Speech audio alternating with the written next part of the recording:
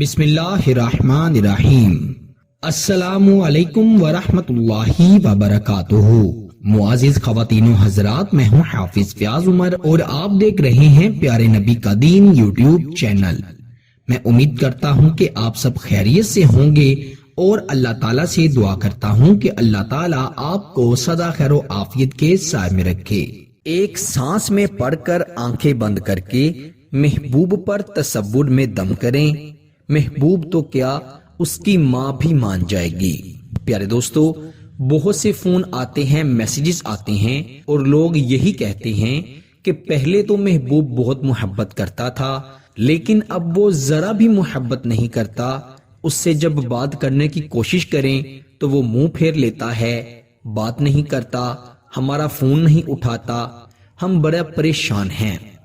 بہت سی شادی شدہ خواتین ہیں، وہ یہ کہتی ہیں کہ ساس نے، نندوں نے، دیورانیوں نے یا جیٹھانیوں نے ناک میں دم کیا ہوا ہے، میرے شوہر کو اپنے پیچھے لگایا ہوا ہے، شوہر میری بات نہیں سنتا، شوہر کو جب میں اپنے حقوق ادا کرنے کے لیے کہتی ہوں تو وہ مجھ سے بات بات پر لڑائی جھگڑا کرتا ہے، یا کچھ مائیں کہتی ہیں کہ ہمارا بیٹا تو اپنی بیوی کے پیچھے لگ گیا ہے، یوں اس کے پلو کے ساتھ بند گیا ہے کہ وہ ماں باپ کو کچھ نہیں سمجھتا، جیسے بیوی کہتی ہے وہ ویسا ہی کرتا ہے۔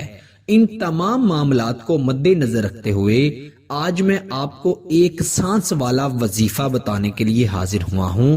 ایک سانس سے مراد کہ آپ نے اس وظیفے کو اپنی سانس بند کر کے، یا جسے کہتے ہیں کہ ایک سانس میں پڑھنا ہے، ویسے آپ نے اس وظیفے کو پڑھ کر پھر اپنے محبوب پر، بیٹے پر، شوہر پر، بیوی پر، منگیتر پر، یا جس شخص کو اپنے قابو میں، جس کو اپنے لیے راضی کرنا چاہتے ہیں، منانا چاہتے ہیں یا اپنی طرف راغب کرنا چاہتے ہیں، اس کا تصور کرتے ہوئے اس پر دم کر دینا ہے۔ انشاءاللہ وہ شخص ہمیشہ آپ کا تابعدار رہے گا، وہ آپ کی ہر بات مانے گا۔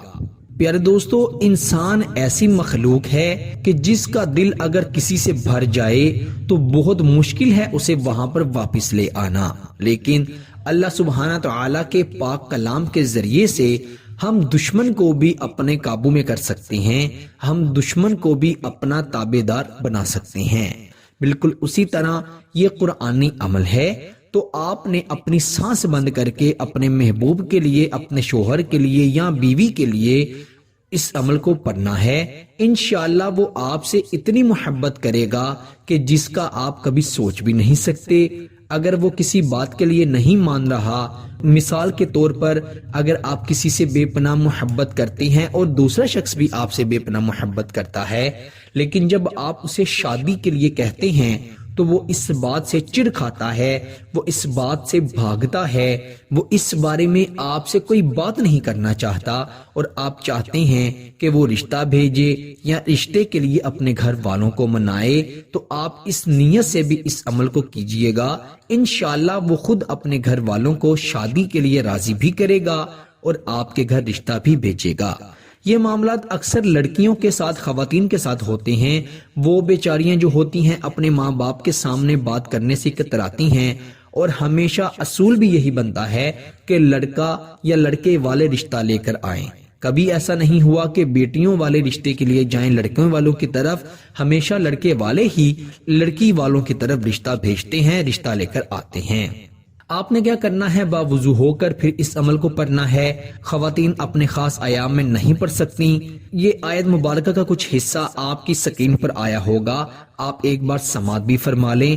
بسم اللہ الرحمن الرحیم۔ وما جعلہ اللہ الا بشرا لکم ولتطمئن قلوبکم بہ۔ یہ آیت مبارکہ کا حصہ ہے۔